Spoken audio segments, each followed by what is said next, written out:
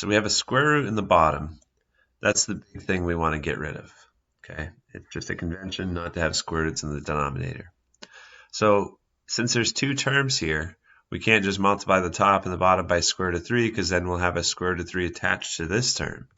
What you want to do when there's a plus or minus separating a square root is to do something called multiplying by the conjugate. Multiply the top and the bottom by 2 minus square root of 3. See how we just changed the middle sign? Okay. Remember, this is all in parentheses. You're multiplying this entire thing times this entire thing. So that might be where you want to write it off to the side. And then you have to use FOIL.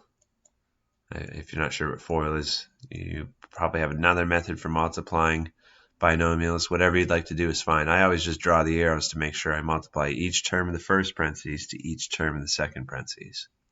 So 2 times 2 makes 4. 2 times square root of 3 makes negative 2 square roots of 3.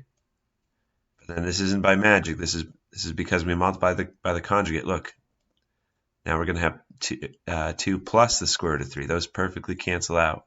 And then square root of 3 times negative square root of 3, that makes negative square root of 9.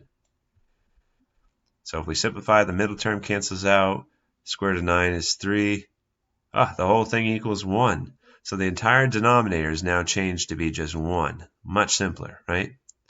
In the numerator, we've got to make sure we're protecting this in parentheses too. That's 9 times 2 makes 18. And that's 9 times square root of 3 makes 9 square roots of 3. Okay, so 18 subtracted by 9 square roots of 3 is our final answer because we're dividing by 1. If that was a 2 or if that was a 2, I'd just leave it because this is divisible by 2, but this is not. If that was a 3, you could divide this by 3 and this by 3 to make it simpler. But since that's a 1, our final answer is just this.